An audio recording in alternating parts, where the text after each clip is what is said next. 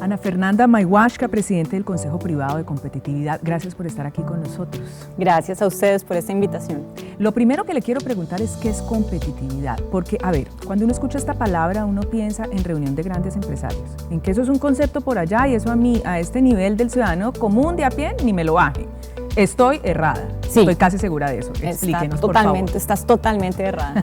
En primer lugar, porque probablemente quienes más necesiten hablar, bueno, en realidad no necesitan hablar, necesitan es practicar el concepto de competitividad, son el 96% de empresarios que son micro, pequeñas y medianas empresas. Ese es el tejido productivo de Colombia. Okay. ¿Cómo entendemos nosotros en el Consejo la competitividad?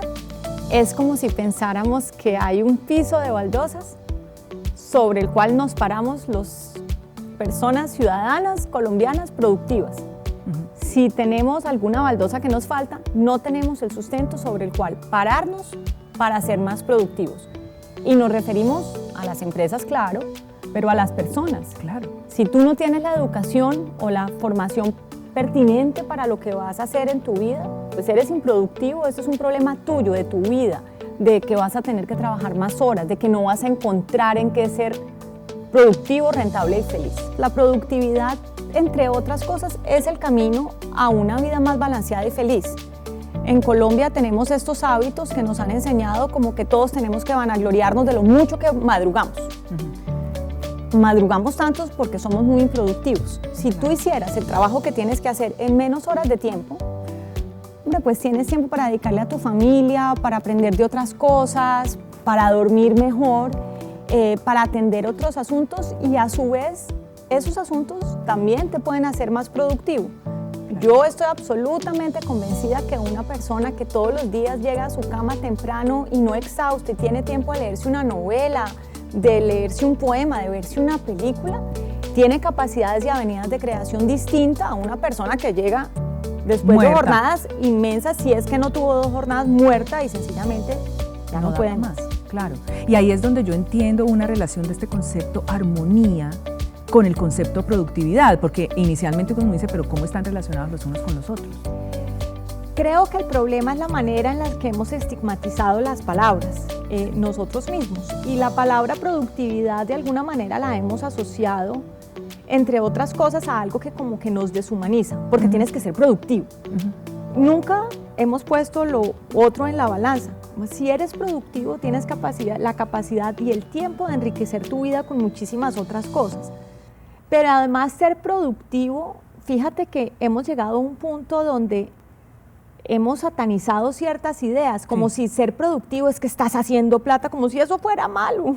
O te están explotando, por ejemplo, o algo así. Sí, exactamente. Como si hubiera un sistema perverso detrás en contra tuya. Ajá. En lugar de pensar que es la oportunidad que tienes para florecer en las cosas que amas. Porque las personas somos más productivas cuando logramos amar lo que hacemos. A veces logramos que sea al revés, hacer lo que amamos, pero no siempre. Y en esa medida, creo que parte de lo que nosotros en el Consejo hacemos es ir enamorando de nuevo a la gente del concepto de ser productivo, que está íntimamente ligado con que vivas tu vida en armonía. En armonía. Bueno, y ahora sí hablemos del índice de competitividad, que es algo que ustedes como Consejo Privado de Competitividad lo hacen. ¿Qué está diciendo ese índice? ¿Qué nos dice a Colombia? Y ahora aterrizamos en el territorio vallecaucano. Primero, empecemos porque nosotros producimos varios índices. Nosotros producimos el índice departamental de competitividad, y ahorita que vamos a hablar del Valle es ahí donde caeremos, el índice de competitividad de ciudades, pero podemos hacer propaganda de una vez. Dentro de poco tendremos un índice subnacional de brechas de género, tenemos un índice subnacional de emprendimiento, en buena medida porque en Colombia la población no está concentrada en una gran capital y un puerto, como ocurre en otros países. Tenemos grandes ciudades, correcto. Y dependiendo de las variables en el departamento, pues tenemos algunas cosas en las que nos va muy bien, sofisticación y diversificación, por ejemplo. En eso el Valle del Cauca es el número 1 sistemáticamente. Okay. Y en otros en los que nos va no tan bien. Cuando miramos cómo nos va, por ejemplo, en innovación, el puntaje es muy bajo. ¿Cómo nos va en educación sí. básica? No es tan bajo, pero sigue siendo precario para lo que estamos hablando, porque si bien yo te dije que había unas baldosas, no todas las baldosas son igual de importantes no todas las baldosas son iguales a los ojos del Señor. Okay. Porque la educación y la formación del talento humano es quizás la base primordial. La base de todo. Claro. Podrías decir que la salud también, sí. Y eso es lo que nosotros llamamos condiciones habilitantes. Porque fíjate que las demás cosas vienen encima de eso. Es como si estuviéramos pensando en la pizza, pues primero va la masa. La masa, lo básico, sin eso no hay nada. Lo que quiere decir, cada vez que tenemos discusiones en el país sobre el salario mínimo, sobre las normas del mercado laboral, no le estamos hablando a la mayoría de los trabajadores colombianos. La mayoría de los trabajadores colombianos están en condiciones de informalidad y por lo tanto para ellos el salario mínimo no existe. La jornada laboral es la que se echan cuando pueden devolverse de la calle porque consiguieron con qué pagar el arriendo de por la noche. Así. Y en tercer lugar, una variable de la que se discute menos es la inactividad, que son aquellas personas que ni siquiera aparecen como desempleadas porque no manifiestan estar buscando trabajo en la última semana. Es más o menos así como se construye este indicador. Y la menciono porque en el caso femenino, esta por ejemplo es una de esas cubetas menos vistas y terriblemente acumuladoras de inequidades. ¿Y qué está pasando allí? ¿Cómo explicar esto? Mi propia interpretación, porque no hay tantos documentos sobre relaciones causales o no que yo los conozca todos ellos, pero de las 9.9 millones de mujeres que se encuentran en inactividad, 7 millones manifiestan estar dedicadas a oficios del hogar. Yo soy muy escéptica de que estas 7 millones de mujeres no necesiten generar ingresos. Claro. Lo que probablemente ocurre es que nosotros hemos diseñado un mercado laboral tan perfecto que no pueden entrar los colombianos. Claro, que ella no se ve allí. No puede, porque ¿qué hace con sus hijos? Claro. Si la jornada laboral es súper sagrada y tiene que ser de tantas horas, etcétera. ¿Quién le cuida al niño? ¿Quién le cuida al niño? ¿Quién sostiene esa casa, los alimentos? ¿Quién se encarga de su mamá enferma? ¿O quién se encarga de alguna persona que tenga algún tipo de discapacidad cognitiva que necesita compañía? Entonces, no hemos adaptado. Esas reglas del mercado laboral las diseñamos con algún nivel de romanticismo de país desarrolladísimo, sí, donde hay un sistema, entre otras cosas, de infraestructura del cuidado que le permite ir a trabajar porque hay quien atienda o al viejo o al niño o al enfermo, claro, tareas. Claro. Y no para la realidad que nosotros vivimos. Y cada vez que de alguna manera tratamos de traer a la mesa la discusión de que necesitamos mayor flexibilidad, yo creo que aunque debe ser una discusión que se da en todos los casos de buena fe, se malinterpreta como si quisiéramos precarizar las condiciones de quienes ya están en el mercado laboral formal. Lastimosamente, resulta que entre más decoraciones le pongamos a ese empleo formal mínimo básico, más gente menos capaces somos de abrirle la puerta al grueso de las personas para participar de ese mercado laboral formal. Y en educación, al Valle del Cauca tiene retos muy grandes. Entonces, en educación básica tenemos algunos retos, pero en educación superior y formación para el trabajo tenemos aún más retos mayores. No logramos aún no le estamos, como si los niños y las niñas fueran de alguna manera unas cajitas, nosotros no les estamos poniendo todas las herramientas que ellos van a necesitar a lo largo de su vida para ser productivos. Creo que hoy en día, y más o menos todos deben haber oído hablar del programa de 0 a Siempre. Sí, claro. De 0 a Siempre parte precisamente de esa idea de que entre los 0 y los 5 años estamos construyendo unas competencias para los niños y niñas que son fundamentales, que van desde su alimentación, porque somos un paquete de agua y aminoácidos, claro. Necesitamos proteínas. Si te vas a dormir y la única proteína que te comiste fue un huevo en la mañana, no logras desarrollar todas las redes neuronales que necesitas.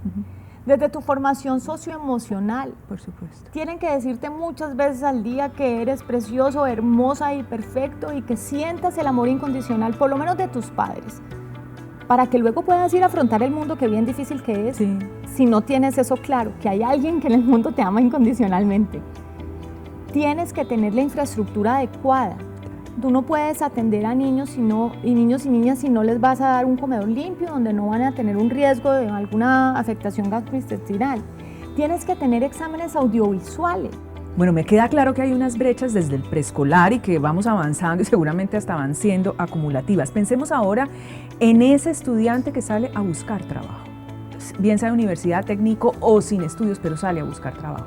¿Cómo estamos allí? ¿Cómo nos va en ese mercado laboral? Nos va muy regular.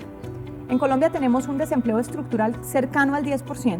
No importa si la economía crece mucho o poco, no logramos bajar del 9% en el mejor de los casos. Adicionalmente, cuando vemos los que ya tenemos empleados, nos encontramos que el 55%, más o menos, están en la informalidad. Que es altísimo. Entonces, cuando miras las tasas de desempleo, la tasa de desempleo total nacional está por debajo de la tasa de desempleo de los jóvenes. No abrimos el campo para ellos. Las puertas para que lleguen. A tu pregunta, ¿qué nos pasa cuando llegan? Pues que no tienen la formación que es pertinente para los oficios que necesitamos. Y ahí hay responsabilidad de todos. De todos. También, por ejemplo, de las empresas que muchas veces continúan buscando el talento con el título que no es. Entonces, somos presos de una, también creo yo, romantización, perdónenme lo mucho que he usado este término, de la profesionalidad.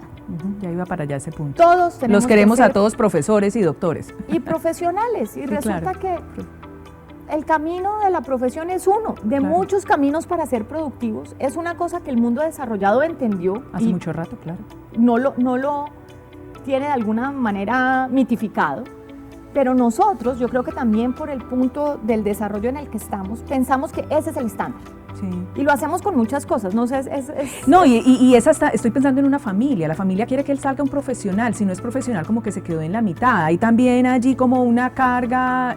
Sin él también, yo creo que ahí está el grueso de la carga, es decir, las expectativas de una familia de que esta nueva generación logre tener unos estudios de educación superior que yo no tuve. Exacto. Y el punto es, la educación es fundamental, pero esa no es la única educación que existe. Y la educación que más te vale es la que te permite ser productivo, la que te permite de nuevo armonizar esa capacidad que tienes de tener una vida feliz y productiva. ¿De qué te sirve que tú entres, hagas una inversión importante? Sí, con lo que cuesta hoy una carrera. Y lo que le cuesta a la persona. De alguna manera, yo siento que a estas nuevas generaciones siempre las tratamos de generación de cristal, etcétera. Resulta que los que están, en muchos casos, trasnochando porque estudian y trabajan y van y vienen y hacen un esfuerzo brutal para acabar con una profesión, sí, pero no sabemos si en una institución de educación superior de alta calidad. No sabemos si con la pertinencia que se va a requerir para el tipo de oficios que hay en el sector productivo, para que terminen en una frustración inmensa, porque ellos hicieron todo lo que les dijeron que había que hacer. Y la fórmula no dio. Y no funcionó. Ana Fernanda, cuando usted me habla de esto, a mí me empieza a dar como una angustia de la tarea que estamos por hacer. Y creo que hay una interpelación, una cantidad de actores. Por ejemplo, en el caso educativo, cómo empezar a cerrar esas brechas. Educación con pertinencia. Estamos ofreciendo las carreras o ofreciendo la formación que se necesita. Dos, en las empresas, ¿qué tenemos que hacer? Voy por capas. A ver. La primera. En Colombia tenemos una gran cantidad de actividad, voy a llamarla fundacional. Sí. El tejido empresarial colombiano es muy constructivo en tener organizaciones, a veces dentro de sus empresas, a veces en paralelo de sus empresas, para pensar en qué tenemos que construir en la sociedad. Pero no siempre lo hacemos con la evidencia, con la priorización, ni con el trabajo conjunto. Entonces, las otras cosas que hemos aprendido en estos años es que tenemos que trabajar de la mano, nos rinde un poco más. Okay. Segundo, ¿en dónde nos rinde un poco más?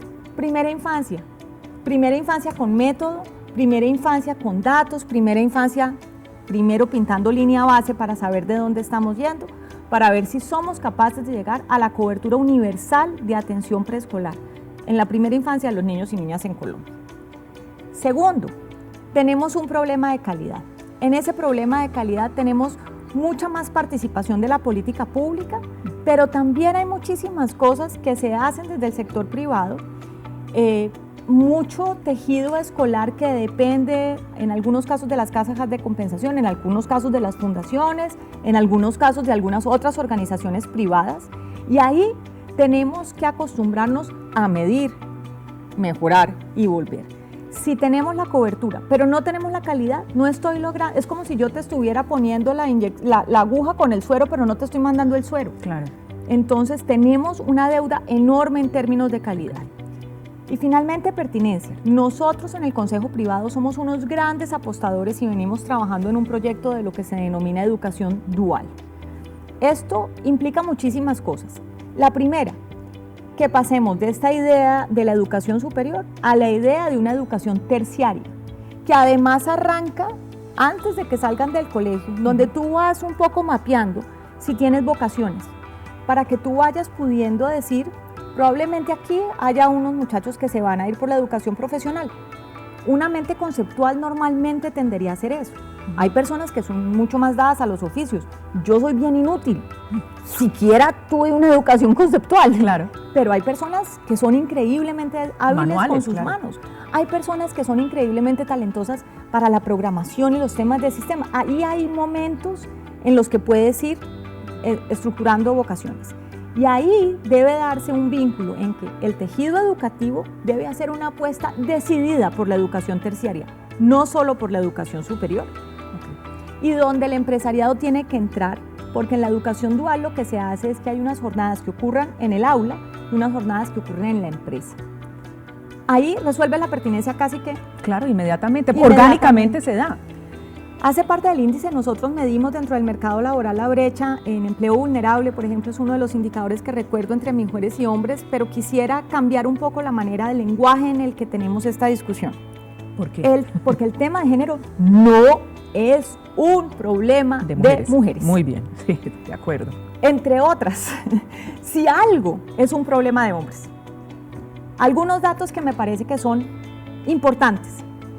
¿Sabías tú que el 80% de los suicidios en Colombia y en el mundo son de hombres? No. ¿Sabías tú que 3 de cada 4 personas con adicción son un hombre? Más del 90% de la población carcelaria, más del 95% de las personas que están acusadas de homicidio. Sistemáticamente pensamos en el tema de género como si fuera un problema de nosotras las mujeres. Y estamos dejando de ver una parte muy fundamental de la ecuación, que es el dolor masculino, entre otras muchas cosas, que genera a su vez muchos de los otros dolores. Muchas de las violencias vienen de unos niños a quienes no hemos recogido íntegramente en los sistemas educativos para explicarles muchas cosas de su gestión emocional que nos ahorrarían muchas violencias de género en el futuro, incluyendo las de sí mismos. Yo les doy este ejemplo. ¿Ustedes creen que uno de mujer se va a ir a agarrar con un machete detrás del estadio Pascual Guerrero porque ganó el Cali? Porque obviamente ganó el Cali. Porque probablemente ahí hay una manifestación de frustraciones, de falta de capacidad de procesamiento de emociones, en fin. Hoy en día se está empezando a reconocer, ya estamos empezando a hablar de estos problemas, pero el estereotipo nos afecta a ambos. Increíble lo que hemos aprendido con usted hoy. Y mire, arrancamos hablando de competitividad, donde algunos creen que eso es, arrancamos por ahí la charla, es de unos señores empresarios encerrados allá, y hemos hablado de todo lo que importa para la vida diaria de todos y cada uno. Y cuando nos preguntamos por la felicidad y la armonía, que aquí hay estos conceptos, y creo que nos tenemos que seguir repensando porque le tenemos una carga a las palabras que de pronto no es lo que estábamos pensando. Ojalá en efecto logremos que estos conceptos se entiendan como parte de la vida diaria. Yo cierro con un ejemplo que a mí me gusta mucho, porque si alguna cosa está metida como en el alma de los colombianos es que nosotros somos casi que mejores personas porque madrugamos. ¿Somos mejores personas porque madrugamos? No, madrugamos porque somos terriblemente improductivos. La capacidad de ser más productivos nos permite dedicar unas horas limitadas del día a nuestro trabajo y poder tener una vida enriquecedora alrededor de que nos hace mejores trabajadores y nos hace personas más felices. Más felices. Esa armonía de la que ustedes hoy quieren abanderarse en buena hora es la razón por la cual la competitividad y la productividad deberían ser parte de lo que todos buscamos en nuestra vida diaria. Y en consecuencia, cuando escuchamos en todos estos debates de política pública y seguimos pensando que no es conmigo, es sobre todo conmigo, pero sobre todo es con estas nuevas generaciones a quienes no les estamos abriendo las puertas a la velocidad que tenemos que abrírselas y a las que ellos mismos tienen que procurar que se dé trámite en las discusiones sociales. Productividad, competitividad, tiene que ver con la armonía. Nosotros estamos hablando con hechos. Ana Fernanda, muchas gracias. Gracias a ustedes por esta invitación. ¿Y la armonía qué? Un espacio creado por Confandi para hablar de la vida, de las cosas que importan, de la familia, de la educación, de la salud, del trabajo, de la productividad, de la felicidad.